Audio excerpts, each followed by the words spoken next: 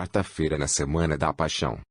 Em Roma, a estação fica na igreja de São Marcelo, Papa e Mártir. Esta igreja já foi a casa da Santa Dama Lucina, que a deu ao pontífice, para que pudesse consagrar a Deus. Recolher.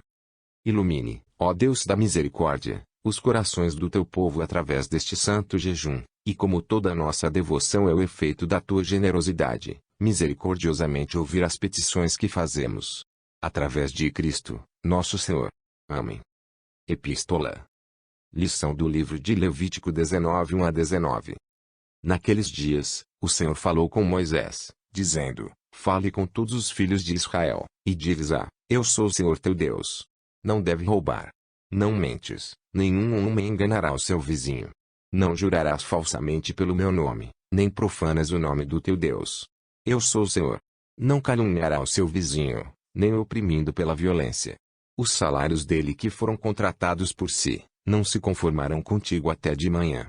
Não falarás mal dos mortos, nem colocarás um obstáculo aos cegos, mas temerás o Senhor teu Deus, porque eu sou o Senhor.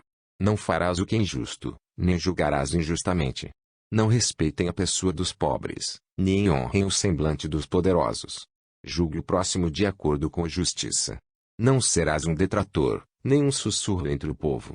Não te oporás ao sangue do teu vizinho. Eu sou o Senhor. Não odiarás o teu irmão no coração, mas reprová-lo-ás abertamente, para que não incorras em pecado através dele. Não procure vingança, nem esteja atento à lesão dos seus cidadãos. Amarás o teu amigo como a ti mesmo. Eu sou o Senhor. Guarde-vos as minhas leis, pois eu sou o Senhor teu Deus.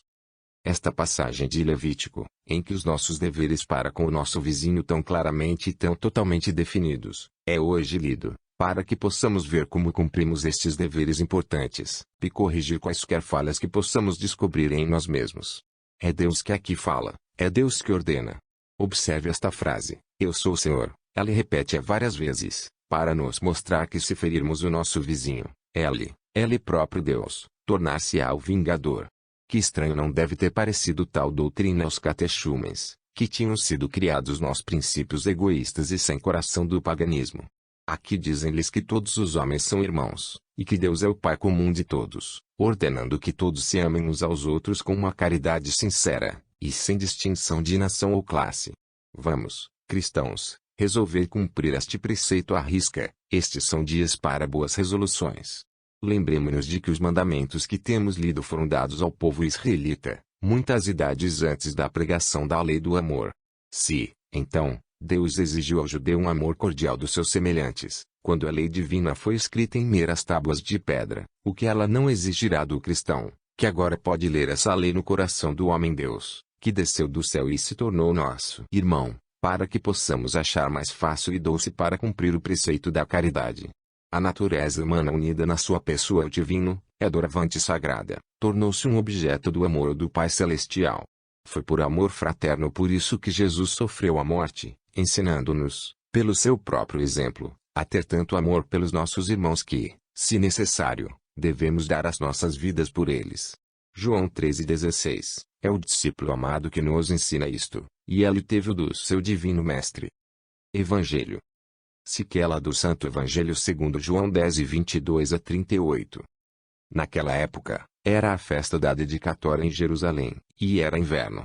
E Jesus andou no templo, na varanda de Salomão. Os judeus, portanto, vieram por cima dele, e disse-lhe: Quanto tempo tu seguras as nossas almas em suspense? Se fores o Cristo, diz-nos claramente. Jesus respondeu-lhes: Eu falo contigo, e tu não acreditas.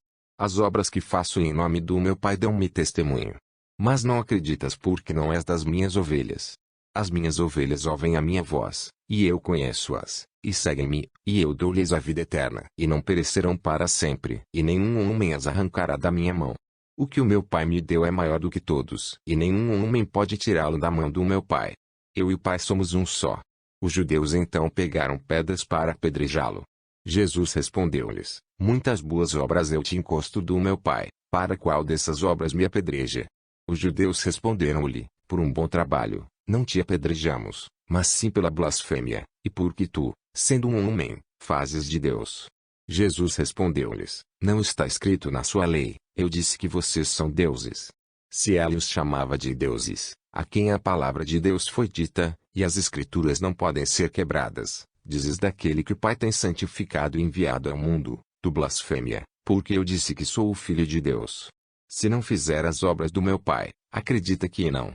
Mas se acreditares em mim, acredita nas obras que podes saber, e acredita que o Pai está em mim, e eu no Pai. Após a festa dos tabernáculos velho da dedicação, e Jesus permaneceu em Jerusalém. O ódio que os seus inimigos lhe deram é maior do que nunca. Eles aparecem por ele, para que possam fazê-lo dizer que é Cristo, e depois acusá-lo de reivindicar uma missão que não lhe pertence. Jesus não se digna responder à sua pergunta, mas diz-lhes que viram as suas obras, e que estas dão amplo testemunho de que ele é Cristo, o Filho de Deus. É pela fé, e só pela fé, que aqui pode conhecer o seu Deus. Deus manifesta-se pelas suas obras divinas, o homem vê-as, e é obrigado a acreditar na verdade a que testemunham. Acreditando assim, tem a certeza do que acredita, e o mérito da sua crença.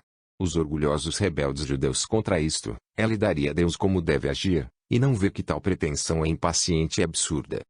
Mas se Jesus declarar abertamente a verdade, ela escandalizará estes homens maléficos. Que assim seja, a verdade deve ser pregada. Nosso Senhor tem outros para consultar além deles, aos bem-intencionados, e eles vão acreditar no que ela ensina. Ele, portanto, profere estas palavras sublimes, em que ele declara não só que ele é Cristo, mas que ele é Deus, eu e o Pai somos um só. Ele sabia que isto iria enfurecer os seus inimigos, mas ele tinha que se dar a conhecer ao mundo, e armar a igreja contra as falsas doutrinas dos hereges que se levantaram em futuras eras. Uma delas é ser Arius, que ensinará que Jesus não é Deus, mas apenas o mais perfeito das criaturas. A igreja responderá que Jesus é um com o Pai, consubstancial para o Pai, e depois de causar muitos problemas e pecados, o arianismo morrerá e será esquecido. Os judeus, mencionados no Evangelho de hoje, são os precursores de Arius. Eles entendem o que nosso Senhor diz, ele diz que é Deus, e procuram apedrejá-lo. Jesus dá-lhes uma nova graça, ele mostra-lhes por que devem receber o que ele aqui ensina, ele lembra-lhes, pelas escrituras que conhecem de cor, que o nome Deus às vezes tem sido aplicado, num sentido limitado, a homens que tinham certos altos cargos colocados sobre eles pelo céu, e depois, pede-lhes que pensem em todos os milagres que o viram trabalhar, que tão claramente testemunham que ele foi assistido pelo seu Pai, e mais uma vez declara-se Deus, dizendo, o Pai está em mim, e eu no Pai. Mas os homens, endurecidos na obstinação como estes são, não pode ser convencido, e o pecado que cometeram contra o Espírito Santo está a trabalhar nos seus efeitos. Quão diferente é com as ovelhas deste pastor divino. Ouvem a sua voz, seguem-no, ele dá-lhes a vida eterna, nenhum homem deve arrancá-los da sua mão. Ovelha feliz, de facto. Acreditam, porque amam, e como é através do coração que a verdade ganha ascendência sobre eles, assim é pelo orgulho do intelecto que a escuridão entra na alma do incrédulo, e dura enquanto o orgulho durar. Ai de mim, pobre incrédulo! Ele ama a sua escuridão, chama-lhe luz, blasfemia quando pensa que razões, assim como estes judeus crucificaram o Filho de Deus, que, como disseram, podem dar glória a Deus. Desçam as vossas cabeças a Deus. Ouçam as nossas orações e súplicas, o Deus Todo-Poderoso, e concedam que aqueles a quem tu dás as esperanças da tua misericórdia, possam experimentar os efeitos da tua clemência habitual. Através de Cristo, nosso Senhor. Amém. O breviário Mozarabique dá-nos a seguinte bela oração, que consiste em exclamações ao nosso sofrimento Jesus. Oração. Sabato Dominicae V. 40º. O Jesus, tu verdadeiro Filho de Deus, graciosamente nos ouvir. Ter piedade do teu povo suplicante. Tu só salvaste o mundo pelo triunfo da tua cruz, fazes tu, pelo sangue que tu te derramou, liberta-nos. E graciosamente nos ouvir. Por tua morte, tu fizeste destruir a morte, pela tua ressurreição, tu fizeste dar-nos a vida, para o nosso bem, sofres castigos indevidos. E graciosamente nos ouvir.